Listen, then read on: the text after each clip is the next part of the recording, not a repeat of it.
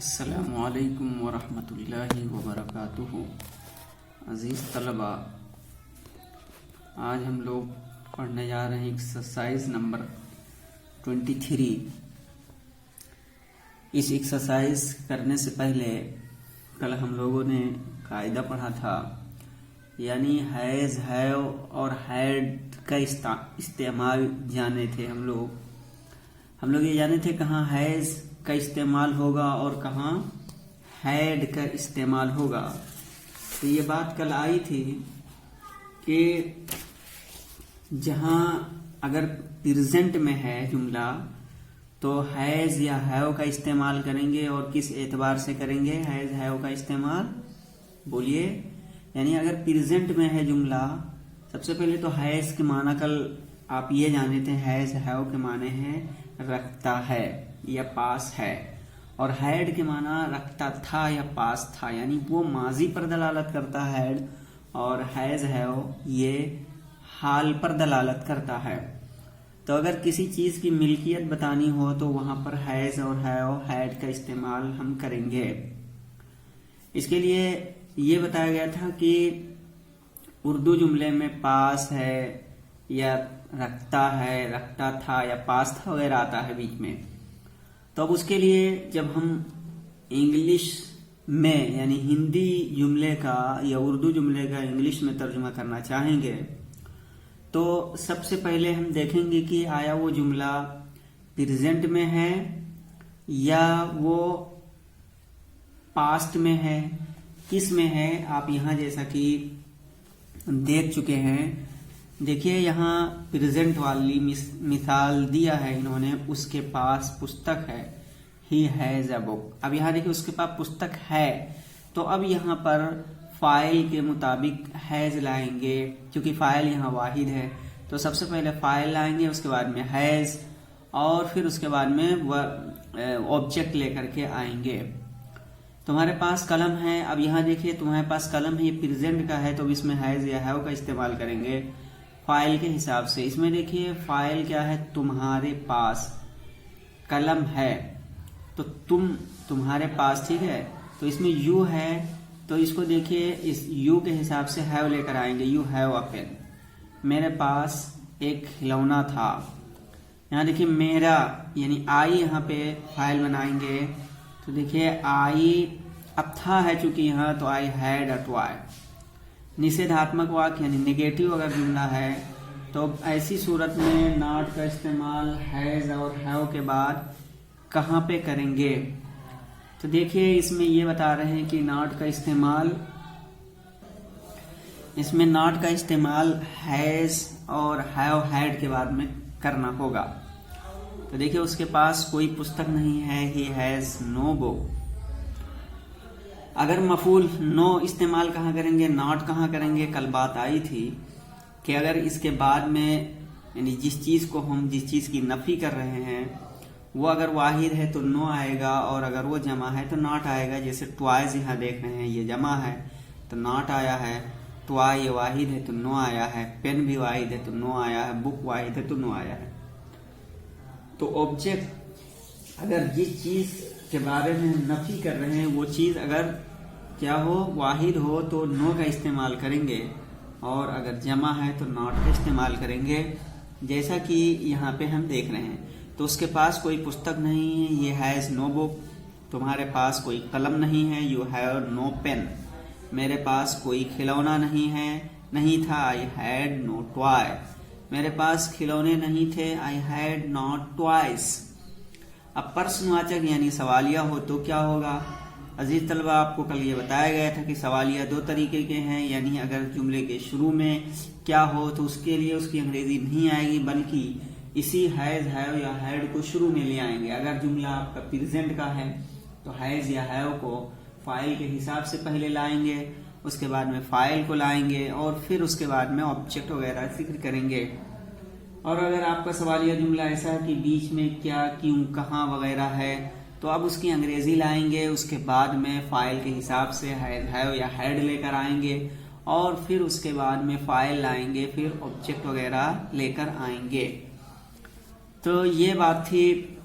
अब आइए हम देखते हैं प्रश्नवाचक वाक्य यानी सवालिया जुमले, क्या उसके पास पुस्तक है, हैज ही अ बुक, क्या तुम्हारे पास कलम है, हैव यू अ पेन, क्या मेरे पास खिलौना नहीं था, हैड आई नोट टॉय, उसके पास कोई रेडियो नहीं है, वाई, ठीक है, उसके पास कोई रेडियो क्यों नहीं है, तो why has he no radio, why has he no radio, तुम्हारे पास कितनी कुर्सियां हैं, how many chairs have you, Sohan के पास कितनी मेजें थी, how many tables had Sohan. ये अब इसको समझने के बाद में यहाँ देखिए अनुवाद के नियम। स्वीकारात्मक वाक्य वर्तमान काल में ही, शी, इट और एक वचन की संज्ञाओं जैसे राम, सीता, टीचर, बॉय आदि के साथ हैज लगाओ। उदाहरण एक देखो, चूंकि ये फाइल वाहिद है इसलिए हैज। वर्तमान काल में आई, वी, यू, दे और बहुवचन की संज्ञाओं जैसे टीचर्स, बॉयज, स्टूडेंट्स आदि के साथ हैव लगाओ। उदाहरण दो देखो, चूंकि जमा फाइल के साथ में हैव आएगा। भूतकाल में यानी माजी में इन सब के साथ हैड लगेगा, चाहे फाइल वाहिद हो या जमा हो, सबके साथ हैड ही आएगा। निषेधात्मक वाक्य यानी जब कर्म आपका ऑब्जेक्ट एक वचन हो तो निषेधात्मक वाक्यों में हैज, हैव या हैड कर्ता और काल के अनुसार के साथ नो का प्रयोग करो। यानी अगर मफूल क्या है, वाहिद है, तो वहां पर नो लगाएंगे निषेधात्मक में। उदाहरण 1 से 3 देखो, जैसा कि अभी आपने ऊपर देखा। कह रहे हैं कि जब कर्म यानी ऑब्जेक्ट मफूल बहुवचन हो, जमा हो, तो नो के स्थान पर यानी नो के जगह पर नॉट लगाओ। उदाहरण 4 देखो। अब इसके बाद में सवालिया जुमले का ये जो रूल है इसको देख लीजिए। प्रश्नवाचक वाक्य, यदि प्रश्नवाचक वाक्य के शुरू में क्या हो तो क्या शब्द का अनुवाद मत करो। हैज, हैव या हैड को कर्ता और काल के अनुसार वाक्य के शुरू में लगाओ। इसके बाद कर्ता यानी सब्जेक्ट और अन्य शब्द लगाओ। उदाहरण 1 और 2 देखो। इंट्रोगेटिव नेगेटिव वाक्य बनाते समय कर्ता के तुरंत बाद नो या नॉट लगाओ। यहाँ ये ध्यान दीजिए, यानी इंट्रोगेटिव नेगेटिव अगर हो तो ऐसे जुमले को बनाते वक्त कर्ता के तुरंत बाद यानी कर्ता के फौरन बाद, फाइल के फौरन बाद नो या नॉट लगाओ। यानी मफूल अगर आपका वाहिद है तो नो, जमा है तो नॉट लगाओ। संकेत एक वचन ऑब्जेक्ट के साथ, यानी अगर आपका मफूल वाहिद है तो नो लगाओ, और बहुवचन ऑब्जेक्ट यानी अगर मफूल जमा है तो उसके साथ नॉट का इस्तेमाल करो। यदि, क्या, कौन, कितने, कब या कहाँ आदि प्रश्न सूचक शब्द वाक्य के बीच में हो तो उसकी अंग्रेजी what, who, how, many, when या वेयर आदि वाक्य के आरंभ में लगाओ तथा बाद में हैज, हैव या हैड कर्ता के अनुसार लगाओ। उदाहरण 1 4 से 6 देखो। अब आइए हम एक्सरसाइज नंबर 23 करते हैं। इसमें कह रहे हैं निम्नलिखित वाक्यों का अंग्रेजी अनुवाद नीचे दिए हुए स्थान पर लिखो।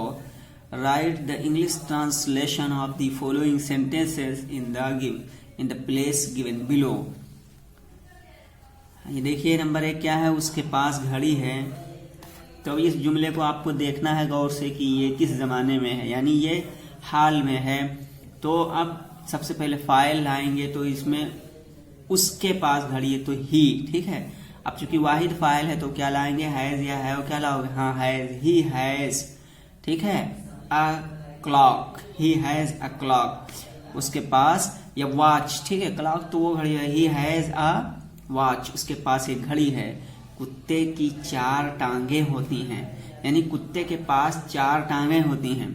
तो क्या करोगे, कुत्ता इसमें फाइल है तो डॉग, कुत्ते है, ठीक है, जमा है तो dogs have 4 legs, dogs have 4 legs. मैं एक मुर्गी रखता हूं, यानी मेरे पास एक मुर्गी है तो आई हैव अ हेन। अब हैव क्यों ला रहे हैं, क्योंकि ये आई जमा है फाइल और हूं है, इस वजह से हैव लाए हैं। तुम्हारे पास एक बंदूक थी तो यू हैड, अब थी है ना, तो यू हैड अ गन।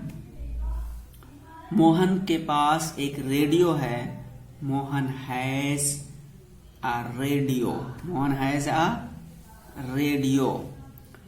अजीज तलबा, ये आज एक्सरसाइज नंबर 23 का ये एक का हिस्सा हुआ है। कल हम लोग आगे इसी का भाग खा करेंगे और फिर आगे गा, फिर इसी तरीके से इंग्लिश है उसका हिंदी में किया जाएगा। आज के लिए बस इतना ही, फिर मिलेंगे आपको अगली वीडियो में। अस्सलामु अलैकुम वरहमतुल्लाहि वबरकातुहू।